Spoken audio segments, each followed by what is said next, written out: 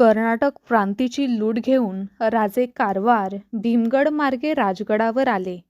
गडावर येताच त्यांना खबर मिळाली की औरंगाबादेत शहाजदा मुहम्मदची भेट घेऊन मिर्झाराजे जयसिंग आणि पठाण दिलेर खान पुण्याच्या रोखाने येत आहेत. पावसाळी नदी क्षणाक्षणाला फुगावी तशी मिर्झा राजाची फौज फुगून 80,000वर गेली आहे. जव्हारचा राजा, अफजलखानचा मुलगा फाजल खान, जावळीकर, मोरे, देसाई, दळवी या राजांच्या शत्रूंना मित्र मानून त्यांच्या मिळतील तेवढ्या जमेती पोटात घेऊन 80,000ची हिरवी वावळट चालून येत होती. ती येत होती प्रचंड वेगाने. ती लाट परतवणे शक्य नव्हते, थोपून धरणे अशक्य होते आणि नुसते बघत राहणे तर केवळ असह्य होते. 12 मावळाचे आघाडीचे गड किल्ले आता बंदिस्त राखणे भाग होते. बालेकिल्ल्याच्या सदरेवर राजे चिटणीस बाळाजी आवजींना खलितांचे मायने मजकूर सांगू लागले. त्यांच्या उजव्या हाताच्या तर्फेला संभाजीराजे बसले होते. सदर बगल धरून मोरोपंत, कुडतोजी गुजर, येसाजी कंक, मानाजी भोसले, मुरारबाजी गणोजी आणि बहिर्जी फर्जंद, अण्णाजी दत्तो अशा मंडळींनी बैठकीचा फेर धरला होता. कुणीच काही बोलत नव्हते. राजे मजकूर सांगू लागले. बाळाजींच्या हातचे शहामृग पीस कुरकुरू लागले. अक्षरांचे मोती उमटू लागले.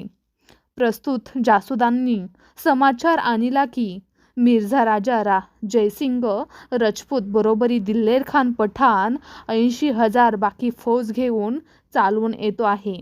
तरी तुम्ही जेवढे जेवढे कदीम जाणते असाल ते बरे सावध हुशारीने जागचे जागी असणे. पहारेकरी मेटकरी जेवढे म्हणून असाल ते रात्रीचा दिवस समजून चखोट हत्यारबंद राहणे. दानागोटा, गवतकाडी, बारूद गोळा यावरी बरे ध्यान राखणे. आम्ही खासे तुरंतच गडदाखल होत आहोत.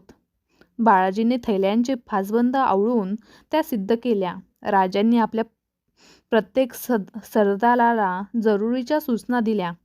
ते धीराने प्रत्येकाशी बोलत होते, पण त्यांच्या मुद्रेवरची चिंतेची काजळी प्रत्येकाला खोल कुठेतरी जाणवत होती.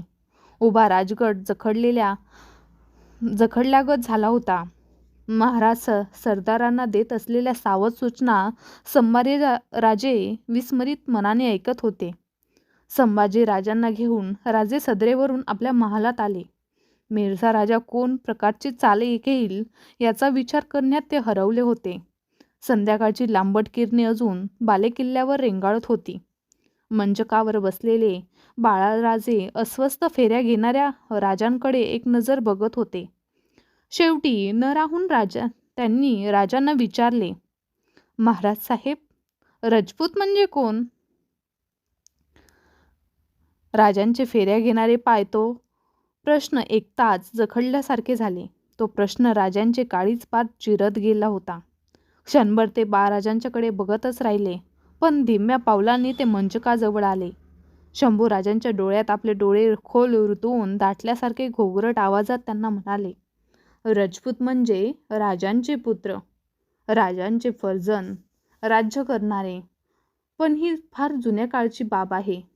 आता रजपूत राजबंदे झाले, नमक हिलाल चाकर झाले. तुम्ही रजपूत आहात, आम्ही रजपूत आहोत आणि मिर्झा राजाही रजपूतच आहे. आणि मग राजे कितीतरी वेळ शंभूराजांना राजपुताना, मिर्झा राजे, औरंगजेब, मोगलाशाही याबद्दल बरेच काही सांगत राहिले. एक दीर्घ निश्वास फेकता सोडून ते मंचकाजवळ गवाक्षाच्या मिरपीजवळ आले. महालाच्या रोशन नाईकचे अजून बैठकीत पेटते टेंबे चढवले नव्हते. राजांना उगाच आपली राजमुद्रा आठवली. प्रतीप, चंद्रलेखे व वर्धिष्णू विश्ववंदिता. मंचक उतरून राजांच्या पाठीशी येऊन संभाजीराजे उभे राहिले. त्या दोघा पितापुत्रांना परशूचा आकार घेत डुबतीला लागलेले सूर्यबिंब दिसत होते. शंभूराजांच्या मनात विचार घोळत होते. आम्ही रजपूत आहोत, मिर्झा राजाही रजपूतच आहे. असा असेल तो मिर्झा राजा आबासाहेबांसारखा? छे, मग महाराज साहेब त्यांच्यासाठी एवढे चिंतेत पडलेच नसते. बाहेर ऊन तावत होते. उभा राजगड आता पोळून निघत होता. संभाजीराजांच्या महालात आपल्या गोंदल्या हाताने माठातील थंडगार पाण्याचा पेला शंभूराजांच्या हाती देताना धाराऊ म्हणाली, "कायली फतिया जीवाची निस्ती?" आणि तिने आपल्या कपाळावर दाटे केलेला घाम डाव्या हाती पदर घेऊन निपटला. इतक्या जिजाबाई महालात आल्या. घाम पुसलेल्या अंगावरचा पदर धाराऊने लगबगीने ठाकोठाक केला. शंभूराजे आऊसाहेबांना बघताच कमरेत वाकले. पेला डाव्या हाती घेत त्यांनी मुजरा केला. "घ्या" म्हणत जिजाऊंनी पुढे होत पेला त्यांच्या ओठांना भिडवला.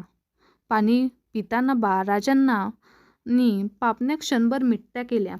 जिजाऊंची नजर त्यांच्या कपाळीच्या 2 दळी शिवगंधावर गेली. सकाळी त्यांनीच ते राजांच्या कपाळी रेखले होते. गडावर अनेक दासदासी होत्या. राजांचा 7 राण्यांचा राणीवंशा होता. पण राजांच्या कपाळी शिवगंध रेखण्याचे काम जिजाबाईंनी कुणाच्या हाती आजवर जाऊ दिले नव्हते. त्यांचे ते समाधान होते. कसले होते, कसे होते हे कुणाला सांगता येणारे नव्हते. हातचा रिटा पेला महाराजांनी चौरंगावर ठेवला. जिजाबाई त्यांना काही बोलणार होत्या. इतक्यात पाली दरवाजाची गडचढीची दुडदुड नौबत सर्वांच्या कानावर आली. जिजाऊंचा चिंताक्रांत आकसलेला चेहरा क्षणभर त्यामुळे उचलल्यागत झाला. "चला बाळ शंभू, राजे गड चढतायत, सदरेवर जाऊ." जिजाबाईंनी महाराजांचा हात आपल्या हाती घेतला आणि सदरेच्या रुखाने त्या चालू लागल्या. तोरणा, प्रताप, चंदनवंदन, रोहिडा, पुरंदर अशा 12 मावळातील आपल्या साऱ्या किल्ल्यांची नाकेबंदी नजरेखाली घालून राजे राजगडाकडे परतत होते. पद्मावती माचीवर राजांची पालखी ठाण झाली. माची मागून निघणाऱ्या भुयार मार्गांनी राजे बालेकिल्ला चढवून वर आले. सदर प्रवेश करणाऱ्या राजांनी जिजाबाईंचे डोळे जोडून बघत होत्या. राजांचे कपाळ घामाने डबडबून गेले होते. 2 दळाचे शिवगंध त्यामुळे चौकाठात ओघळले होते. ते बघताना जिजाबाईंच्या जीवाची नुसती काहिली होत होती. राजे राजगडावर आल्याला 8 दिवस लोटले नसतील तोच दिल्लेर मिर्झाची प्रचंड शाही फौज मुळामुठेचे पाणी घुसळून टाकीत पुण्यात घुसली. गौर, हांडा, बुंदेला, राठोड, कछवाह, चंद्रावत अशा राजबंद्या राजपुतांच्या केसरी डेऱ्या रावट्यांचे प्रतिबिंबे मुळामुठेच्या पाण्यावर तरंगत हिंदोळू लागली. दिल्लेरखानाची दिमतीखाली सगळ्या जातींचा खान पुण्यात ठाण झाला. हत्ती, घोडे, उंट यांच्या कालव्याने प्रांत पुणे सुन्न झाले. अब्दुल्ला खान, फतेल लष्कर, महिली या अगडबंब तोफांची भांडी तोफखान्याचा प्रमुख मीर अतिश खान यांनी रांगेत आणून ठेवली. पाठीकडे झुकते झालेले किमॉश डोक्यावर घेऊन चुनीदार विराजीचे डगल जाम्यावर झगमगती जाकिटे चढवलेले दिल्लीरचे पठाण आणि बैलिशा हशम घोडे फेकीत पुण्यात धुमाकूळ घालू लागले. डोक्यावर केशरी साफे बांधलेले, हनुट्याजवळ धाड्या पिकलेले मिर्झा राजांचे कुंवर, सिंग आणि ठाकूर राजांच्या खबरा उचलण्यासाठी 12 मावळात घुमू लागले. आले. दिल्ली दरबारचे सगळ्यात ताकदवार आक्रमण मराठी दौलतेवर चालून आले. प्रभू रामचंद्राच्या रघुकुलाचा वारसा सांगणारा मिर्झा राजांचे स्त्रीचे राज्य तसनस करण्यासाठी स्वामीनिष्ठेच्या किल्लती काबे पांघरून आला. येताना तो रणचंडीच्या कोटी यज्ञ पेटवून आला होता. त्यात काही कमी पडायला नको म्हणून तो आता मराठी मुलखाची होळी पेटवणार होता. त्याची उंमर 60 वर्षाची होती. 60ला बुद्धी नुसती नाठीच होत नाही तर खोटीसुद्धा होऊ शकते, कारण आजवर जे कधीच घडले नव्हते ते आता घडणार होते. मराठे राजपूत एकमेकांबरोबर उभे हत्यार धरणार होते. सूर्यवंशजाकडून लवकरच एक साक्षात सर्जा सूर्यच ग्रासला जाणार होता. पुण्यात येताच मिर्झा राजाने तळाचा कब्जा आपल्या हाती घेऊन राजा जसवंत सिंगाला रिहा केले. जसवंत सिंग दिल्लीच्या रोखाने कूच झाला. आपल्या डेऱ्यात बसून हुक्काच्या नळीतून धुऱ्याचे फवारे फेकीत दिल्लेर खान शिवाजीच्या कुठल्या किल्ल्यावर आग ओकावी या खयालात डुबून गेला होता. मुहम्मद तुर्खान, रसूल बेग रोजमानी, कुवत खान, सय्यद बुखारी, तुर्क खान, जबरदस्त खान, गैरत आणि मुझफ्फर मीर अदिश खान हे शाही बंदे हात बांधून त्यांच्यासमोर खडे होते. आपल्या आलिशान शामियानात खुशबुदार सरबताचे घोट घशाखाली सोडीत मिर्झा राजा शिवाजीवर किती ढंगाच्या चाली रचाव्यात याचा विचार करीत होता. उन्हाच्या तलखीने त्याचे पातळ ओठ पुन्हा पुन्हा सुकत होते.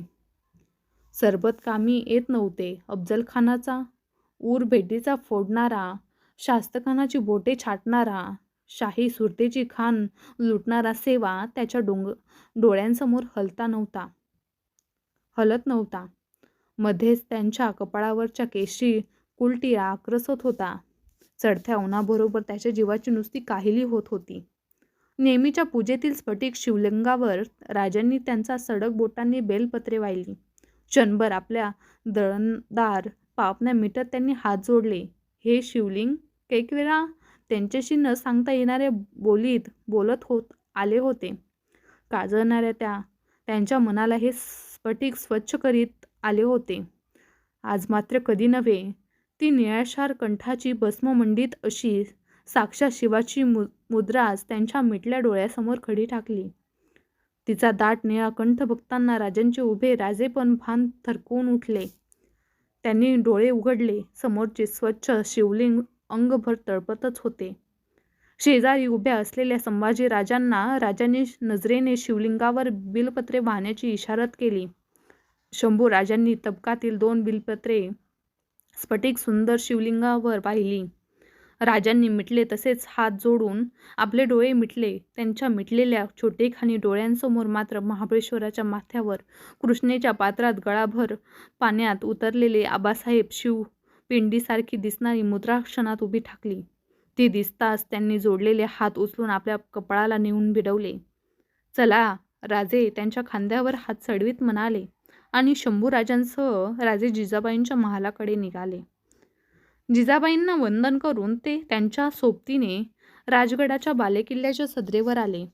सदरेवर सरलष्कर नेताजी, आनंदराव कुडतोजी, येसाजी मोरोपंत, निराजी सावजी, कर्माजी, अण्णाजी दत्तो, सिधोजी, रघुनाथपंत कोरडे अशी मंडळी हात बांधून उभी होती.